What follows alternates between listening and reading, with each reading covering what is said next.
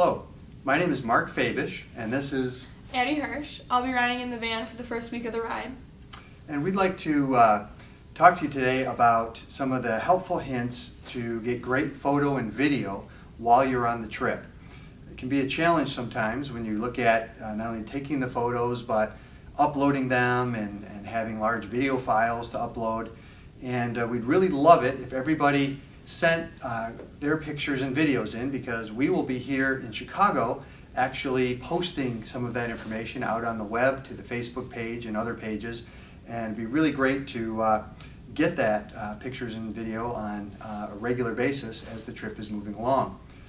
So things we'll cover today are how to, just in general, get great photo and video with an iPhone, which is very, very possible. There's actually been movies made and commercials and things made only with the iPhone. We'll talk about some of that.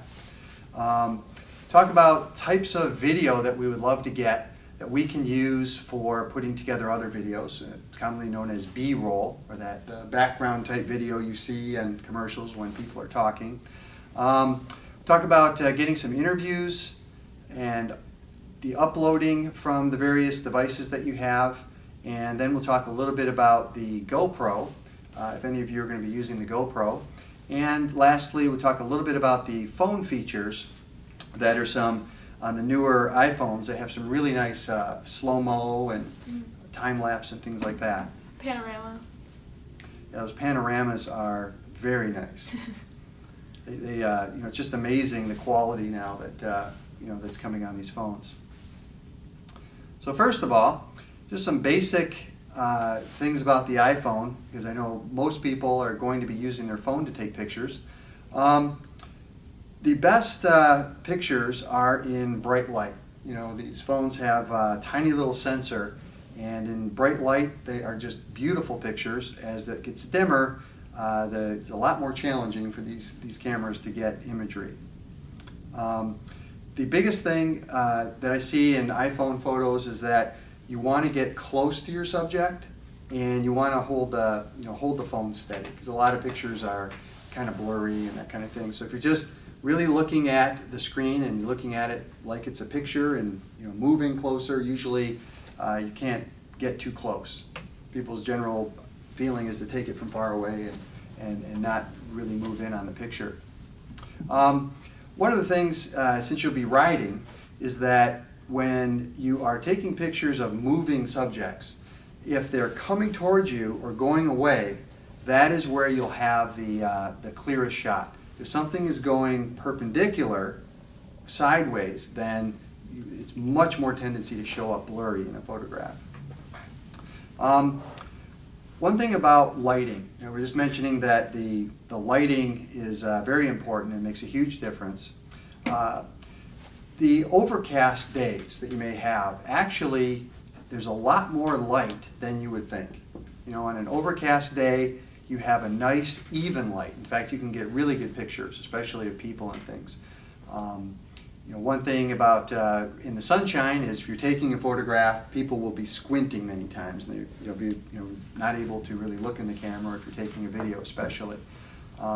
So having if it's bright sunlight, having the sun over your shoulder, off to the side, is a great way to do it. So it's not right in someone's eyes, and yet you're also lighting, the light coming from that direction will be lighting up the background. Because we've all seen the pictures where someone takes a picture of a sunset in the background, and the people, you can't even see them because they're silhouettes. In really talking about video, the iPhone will take, as we mentioned, just fantastic video. And again, really the key to video is holding the camera steady. If you're holding it steady, it's just the quality of that video will be so much better than if it's moving around and all that kind of stuff. Some movement is fine. The video that looks realistic, on an action adventure is great. But in general, you want to just hold the camera steady and moving close. And the same rules apply with the lighting. Great lighting is going to make really great video. The other aspect is sound. When you are shooting with an iPhone and you have the little tiny microphones, moving very close to the subject will get much, much better sound than farther away. And if it's windy, these little mics also pick up the wind a lot. So you want to either get out of the wind or have it blocked by a tree, things like that. And if you are filming something like an interview, and it's bright outside, it's a nice thing to have people stand in the shade somewhere. If there's shade around there, there'll be plenty of light and they'll just be a lot more comfortable talking. One of the types of video that we'd like to use to make videos about this trip is commonly known as B-roll, or background video that you can use to fill in while people are talking about the trip and during interviews and things like that. Some of the things that are nice if you are with your iPhone or your video camera, whatever you have, is some ideas are to take pictures of everybody as they're starting out, getting on their bikes and riding. That makes a nice background for someone talking about, well, we left this location today and we're going to this other location. Taking pictures out on the highway or wherever and having everybody ride by. Just holding the camera while you're riding and getting some scenery going by. That can be a really nice background. Just kind of hold it for a while, and if you just hold that for say 30 seconds or so, you'll end up having a lot of nice footage that you can then take pieces of that and use. Good angle, neat angles are fun. If you're using, say you're using the GoPro or you're using the phone or camera, if you go up, you're on a bridge and everybody's coming under the bridge and you take a shot, just it could be about a minute or however long it takes. They're coming from a distance and then they go under the bridge. That's a really nice, piece of video. Getting some shots at where you're resting. People that are kind of stretching and putting their bikes and getting them all set up. They're pulling their back. Jaws of life, or freeing someone from their bike. Passed out. Yeah. To the ambulance coming and pulling away. So those are all great. It's all great scenes to have, and just to have that batch of different footage to use on videos as we go forward. Let's see, maybe other notes on that. When you're at the end of the day in a restaurant, getting some footage of people talking and recounting the trip it's a great place to get some great footage of people just talking about the events of the day and so forth.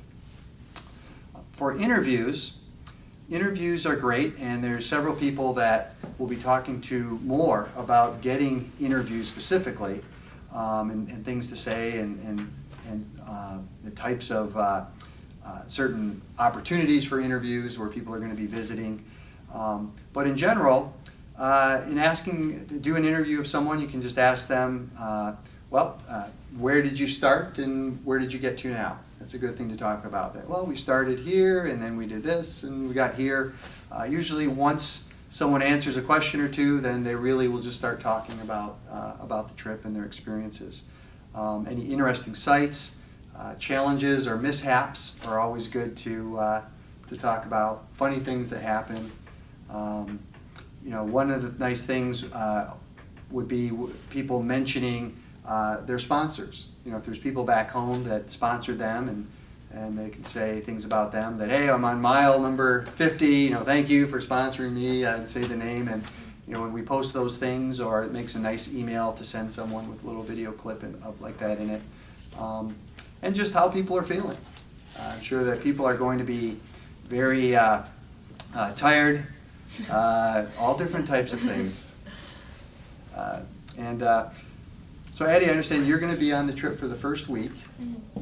I'll be in the van for the first week, so if you have any questions about charging, if your phone's dead and you would like to plug it in, I would take it for you. If you have any other questions, I'd be happy to help with what I can. And as far as getting help on the trip with any of these issues of phone or uploading or those types of things, we'll provide you with some phone numbers that can be used for calling or texting and an email address, because there's a lot of ways to actually get the pictures back to us. And so talking about uploading, Addie just mentioned the first week that she'll be on the trip, and she will have a computer. And that computer will have a product on it called Dropbox. Many of you are probably familiar with Dropbox. It's a free software that you can load on your phone, on your computer, and we will have a folder in Dropbox that will synchronize all the photo and video back to us so that we can use it. And at we're talking about getting video maybe every day would be great, but that may not be possible. So just on a regular basis, we would love to get your pictures and videos.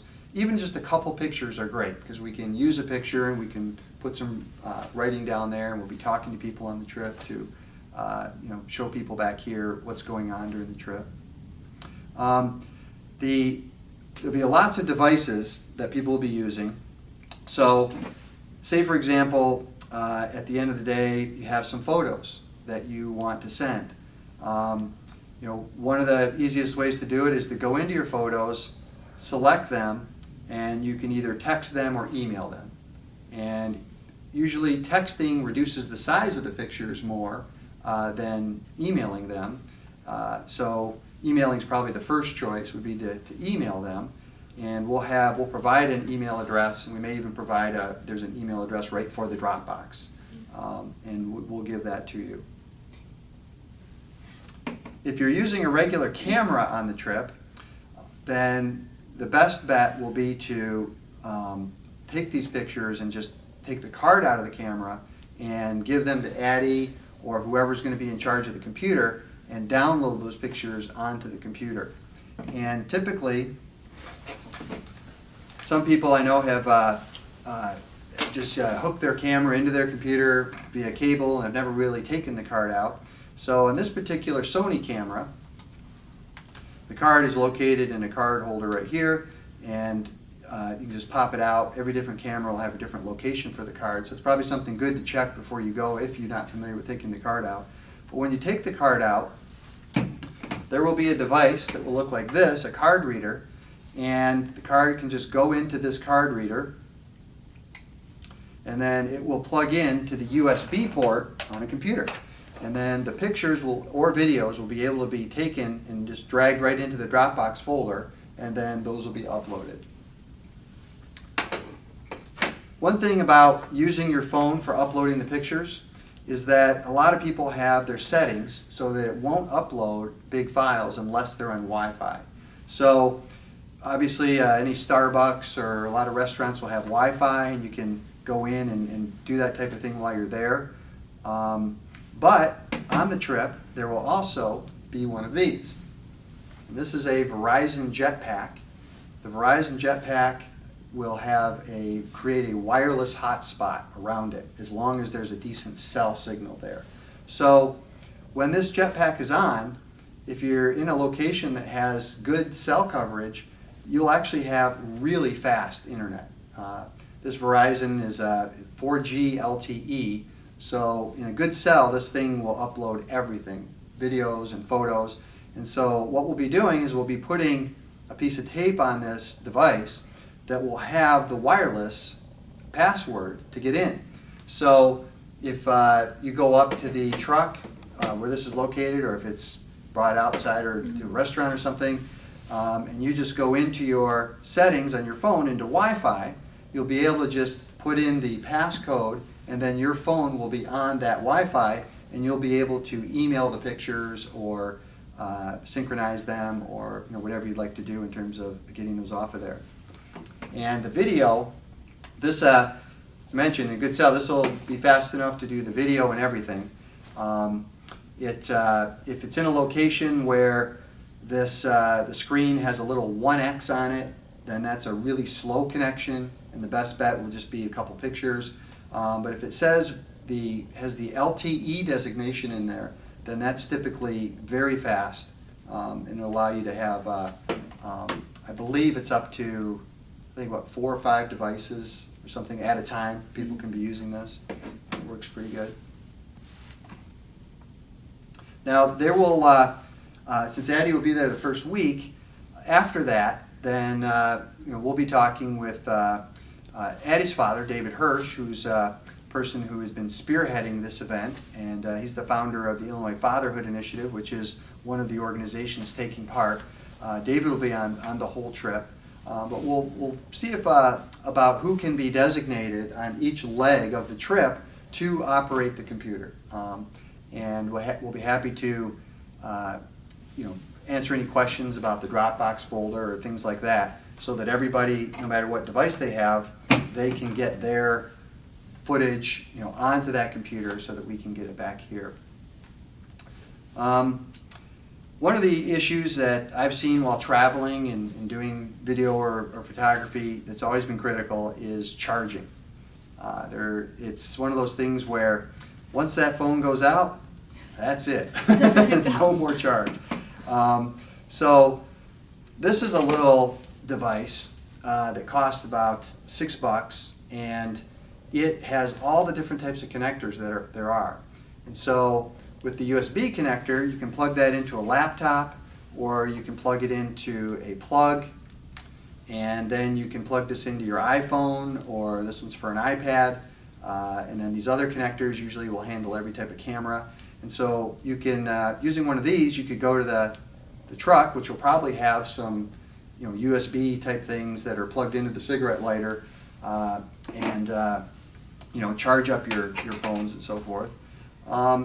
You might want to get, if you're using a camera, you may want to have a couple extra cards, because say for example you're shooting video and it's very easy to fill up a card depending how big it is. Say you fill up the card, it may be so many gigabytes that it's just not really practical to upload. And in that case, there may be opportunities to stop by at a post office or a FedEx and just send that to us, and we'll have an address to do that if you'd like to send that in.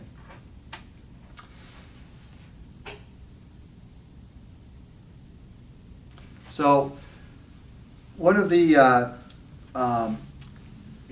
we will definitely have a card reader, because that will be very important for getting that in there.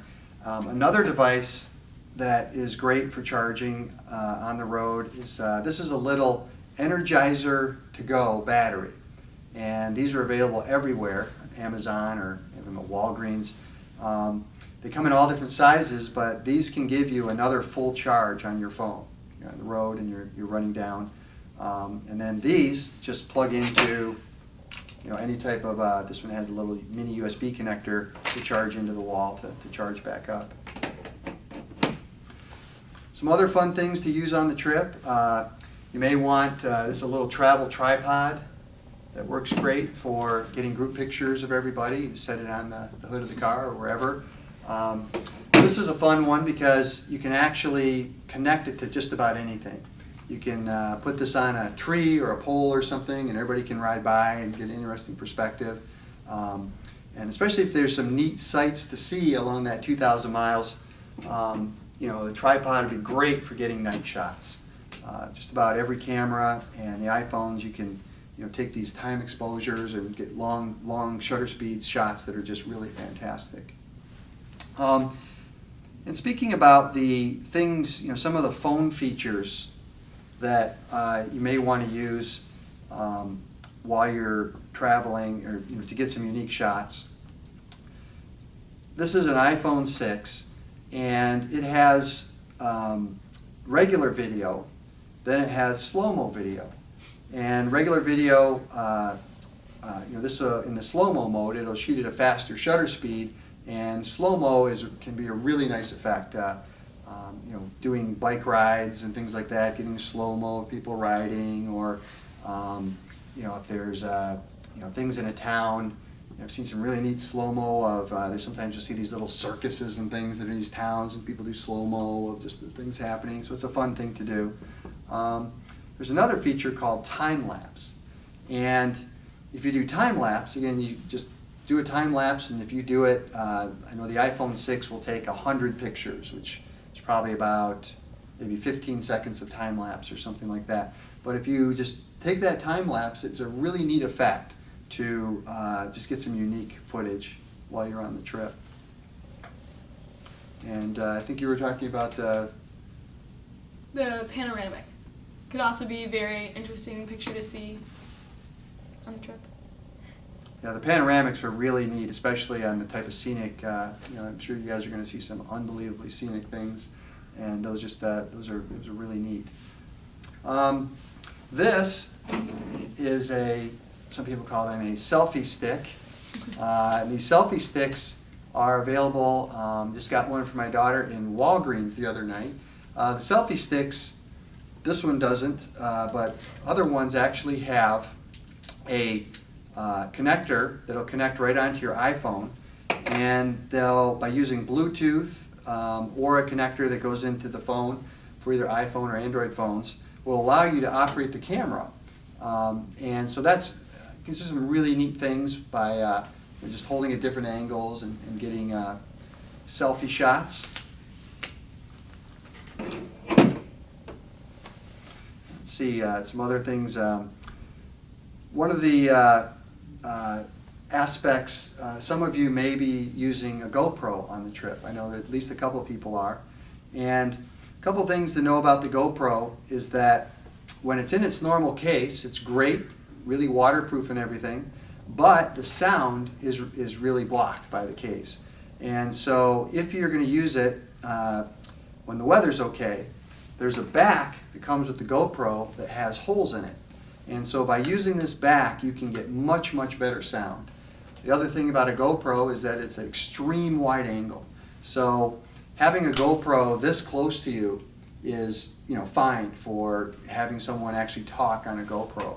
It's, getting closer, that way you'll get the sound, and, the same thing will hold true whenever you're getting groups of people.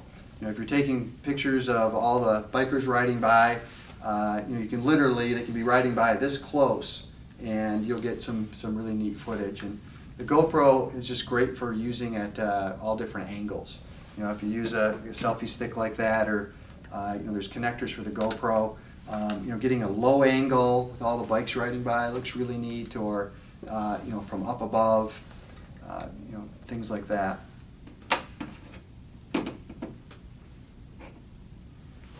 So I think that's just an overview of some of the things to think about. As mentioned, we will have phone numbers. I will have my phone number available so that if you run into any issues with uploading, or if something comes up that we know about, maybe we'll give someone on the trip a call to say, hey, here's something that's happening along your path, because we'll be tracking exactly where you are and things like that as you're making progress. And so feel free that if anything comes up, something isn't working right, feel free to call, and we'll be in communication so that try to get the best footage and video possible. And have a great time.